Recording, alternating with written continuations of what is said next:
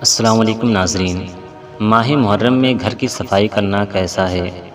محترم ناظرین، آج کی اس ویڈیو میں ہم آپ کو یہ بتانے والے ہیں کہ محرم الحرام کے مہینے میں گھر میں جھاڑو دینا یا صفائی کرنا جائز ہے یا جائز نہیں ہے۔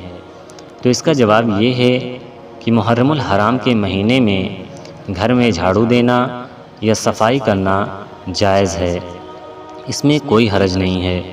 نیز محرم الحرام غم کا مہینہ نہیں ہے کہ اس میں صفائی ستھرائی کو چھوڑ دیا جائے، بلکہ شریعت کو صفائی ستھرائی چاہیے، اور حدیثوں میں اپنے گھروں صحنوں کو صاف رکھنے کی ترغیب موجود ہے۔ لہٰذا محرم شریف میں بھی اپنے گھروں کو صاف ستھرا رکھا جائے اور کربلا والوں کے لیے اچھے طریقے سے ایصال ثواب کا اہتمام کیا جائے، اور ماہ محرم کی وجہ سے گھر میں جھاڑو نہ دینا، صفائی نہ کرنا، یہ کہہ کر کہ یہ غم کا مہینہ ہے، بالکل جائز نہیں ہے۔ امید ہے آپ کو ویڈیو پسند آئی۔ ویڈیو پسند آئے تو ویڈیو کو لائک اور چینل کو سبسکرائب ضرور کریں۔ السلام علیکم۔